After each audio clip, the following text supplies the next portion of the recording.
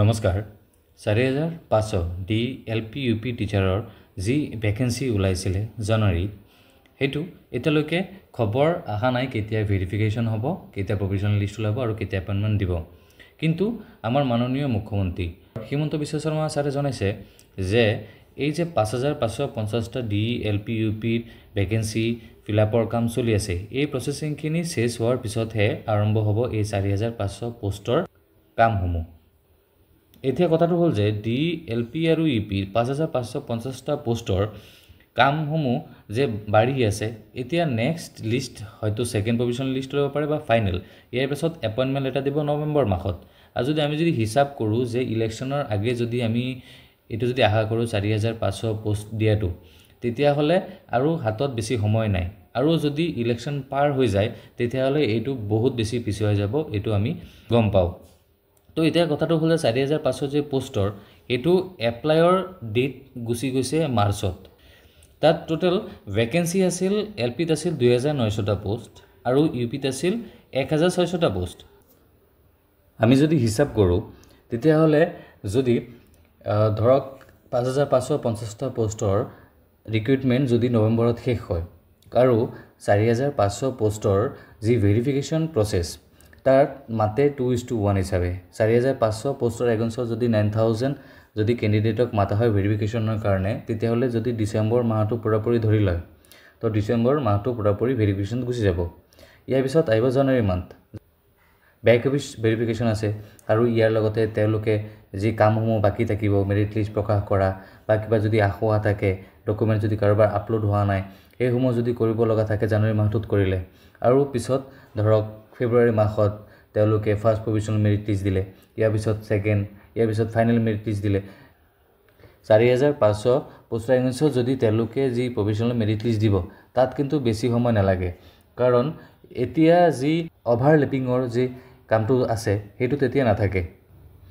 LP আৰু ইউপিত দুইটাতে যিসকলে সিলেক্ট হৈছে তেওঁলোকৰ হে উইড্ৰলৰ কাৰণে দিব লাগিব বা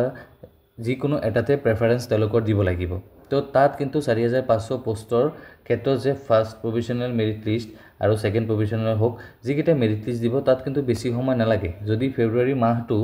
যদি প্ৰভিজনেল মেৰিট লিষ্ট আৰু ফাইনেল মেৰিট লিষ্ট দিয়ে আৰু কোড অফ কন্ডাক্টৰ আগৰ যদি এপইন্টমেন্ট যদি দিয়ে তেতিয়া হলে কিন্তু এই কামখিনি সম্পূৰ্ণ কৰিব পাৰিব বুলি আমি তেনেকুৱা ধৰণৰ এটা আশা কৰিব পাৰো কিন্তু হেতুৰ কাৰণে এই যে 5550টা পোষ্টৰ কামখিনি শেষ হ'ব লাগিব নহলে কিন্তু এতিয়া চাক এনআইএছৰ ক্যান্ডিডেটসকলে কেছ কৰিছে এটো কেছ তেওঁলোকৰ কিবা ডাউট আছিল বা তেওঁলোকৰ কিবা আশা আছে যে যদি কিবা হৈ যায় এটা ধৰক যদি কেছটো এতিয়ালৈকে পেন্ডিং হৈ আছে এতিয়ালৈকে এপ্ৰুভ হোৱা নাই আৰু এপ্ৰুভ হোৱাৰ চান্সও কম আছে কাৰণ আগৰ কেছটো আপোনালোকে গম পাইছে তেওঁলোকে লাষ্টত হাইকোৰ্টৰ পৰা এটো জনাই দিছে যে টাইম যাতে তেওঁলোকৰ নষ্ট কৰা নহয় এটো কাৰণে পেনাল্টি লগাইছে 10000 रुपीस এটা ধৰক তেওঁলোকৰ যদি সেম তেনেকুৱা হয় তেওঁলোকে আকো পেনাল্টি লগাব পাৰে কিন্তু কেছটো এতিয়ালৈকে এপ্ৰুভ হোৱা নাই যদি এপ্ৰুভ হৈ যায় তেতিয়া হলে যদি আকো ডেট এখন দিয়ে হিয়াৰিং ডেট দিয়ে বা ফাইনেল কিবা জাজমেন্ট দিয়ে তেতিয়া হলে এইটোৱে টাইম খাব যদি টাইম খাই দিয়ে তেতিয়া হলে এপইন্টমেন্ট লেটাৰ দিওতে আকো লেট হৈ যাব এতিয়া কথাটো হ'ল যদি 5550টা পোষ্টৰ ক্ষেত্ৰত যদি নৱেম্বৰতে যদি কামখিনি হৈ যায় তেতিয়া হলে আপোনালোক যিসকল ক্যান্ডিডেট আছে 4500ত এপ্লাই কৰিছে তেওঁলোকে যদি আমাৰ মাননীয় মুখ্যমন্ত্ৰী আৰু শিক্ষা মন্ত্ৰী আৰু ডিক যদি ৰিকুৱেষ্ট কৰে যে তেওঁলোকে যাতে অতি শীঘ্ৰে কামখিনি আগুৱাই নিয়ে আজিকালি কি হয় ফেসবুক লাইভত আমাৰ হিমন্ত বিশ্ব শৰ্মা ছাৰ আহে আৰু ইয়াৰ লগতে আমাৰ শিক্ষা মন্ত্ৰীয়ে কিন্তু পোষ্ট কৰি থাকে পোষ্টৰ তলত আমি কমেন্ট কৰিব পাৰো আৰু তেওঁলোকৰ লাইভত আমি কমেন্ট কৰিব পাৰো আৰু লগতে আমি গৈ ৰিকুৱেষ্ট কৰিব পাৰো বা মেইল আমি কৰিব পাৰো কৰি পেলাই তেওঁলোকক ৰিকুৱেষ্ট কৰিব পাৰো যে যাতে 4500 পোষ্টৰ কামখিনি যাতে অতি শীঘ্ৰে আৰম্ভ কৰে আৰু ইলেকশনৰ আগতে হ'ব পৰাকে যাতে কামখিনি অতি শীঘ্ৰে সম্পূৰ্ণ কৰা হয় নহলে চাক ইলেকশনৰ পিছত আকো চৰকাৰ গঠন হ'ব বা বহুত কাম থাকিব এই কামনি কৰতে কৰতে আকো 4500 পোষ্টৰ যি বহুত বেছি লেট হৈ যোৱাৰ সম্ভাৱনাও থাকিব পাৰে কাৰণ চাক 2023ত যেটো 5500 পোষ্টৰ এপ্লাই হৈছিল